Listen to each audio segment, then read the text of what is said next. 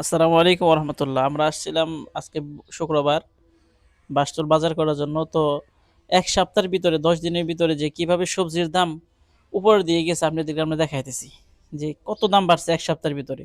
আমরা এখান থেকে 1 কেজি বাগুন নিলাম হলো যে 80 টাকা দিয়ে, 80 টাকা কেজি বাগুন হয়ে গেছে। আর একটা কুমড়া নিলাম, কুমড়ার জালির দাম শুনলে তো অবাক হয়ে যায়।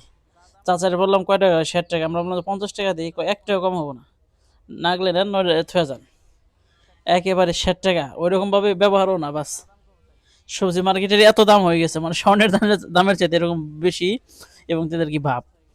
এই যে দেখেন যে শাক, পুঁই শাক হলো 60 টাকা কেজি, এবং কি আপনার এটার সাথে আসছিল লাল শাক 30 টাকা আটি। এই যে পেঁয়াজগুলা, পেঁয়াজ 50 টাকা কেজি, 48 টাকা বললেও দেয় না। 50 টাকা কেজি, 50 টাকা কেজি। কাঁচামরিচগুলা আপনার 60 টাকা পোয়া, যেখানে আপনার আমি নিছিলাম হলো যে আধা কেজি 50 টাকা দিয়ে, এখানে 60 টাকা পোয়া হয়ে গেছে কাঁচামরিচ। আর পেঁয়াজ 48 টাকা করে দেয় না, যেখানে 35 টাকা পেঁয়াজ ছিল 10 দিন আগে। এখন ওই পেঁয়াজটা বর্তমানে হয়ে গেছে আপনার 50 টাকা, 35 টাকার পেঁয়াজ।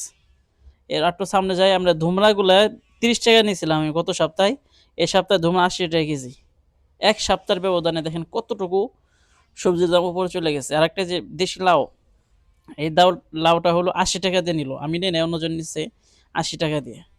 এই যে আলুগুলা এরকম দাম, সব কিছুরই দাম বেড়ে গেছে। যেহেতু দুর্যোগের কারণে হোক, যেভাবেই হোক, কিন্তু সবজির দাম সবচেয়ে হাই লেভেল বর্তমানে বাংলাদেশের ভিতরে। বাংলাদেশের সবচেয়ে সবজির দাম বেশি। এই যে নটকন ফল আছে, এটা বাসতল বাজার। তো আল্লাহ রব্বুল আলামিন যেন আমাদের সকলকে সমস্ত দুর্যোগ থেকে, বালা মুসিবত থেকে হেফাজত করেন। আল্লাহ তাআলা যেন আমাদের রিজিকের ভিতরে বরকত দান করেন।